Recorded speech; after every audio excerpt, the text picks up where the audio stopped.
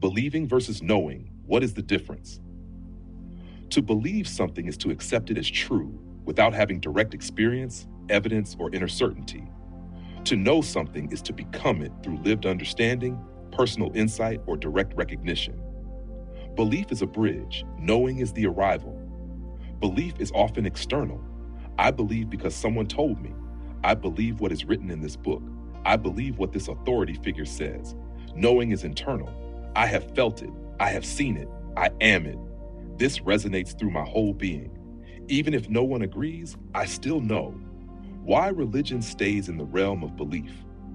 Most organized religions are structured around doctrine, fixed ideas that must be accepted, often without question. Believers are usually asked to trust stories they have not witnessed, obey laws they do not understand, worship beings they have never met, fear consequences they cannot verify. This is not inherently malicious. It is simply how spiritual truths were preserved in times when access to knowledge was limited. In ancient eras, storytelling and sacred texts were vital. People lacked freedom, literacy, and access to broader perspectives. In that context, belief was a stepping stone. But in today's world, with virtually unlimited access to ancient texts, science, spiritual teachings, metaphysical insights, and firsthand mystical accounts, blind faith is no longer a necessity.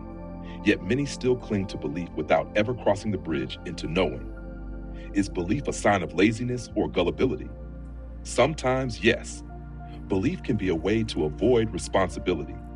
If a person simply believes what they are told, they do not need to question, research, or reflect. They do not need to sit in discomfort, to face paradox, or to challenge long-held assumptions. Belief is easy. Knowing takes work. Knowing requires inner inquiry, contradicting inherited ideas, observing your own mind, opening to the unknown, letting truth evolve. In this sense, staying in belief can be a form of spiritual laziness or even emotional self-protection. It may feel safer to believe what others believe than to stand alone in your own knowing. And yes, it can also be a form of gullibility, especially when belief is offered without evidence or reflection. A person may be persuaded by charisma, culture, fear of punishment, or the promise of salvation without ever stopping to ask, is this true for me? The evolution from belief to knowing. This is not to shame those who believe, but to invite them forward. There is nothing wrong with belief as a starting point, but it is meant to lead you inward to direct experience, to gnosis, to divine remembrance. Knowing does not require a priest, a scripture, or a temple. It requires presence, curiosity, courage.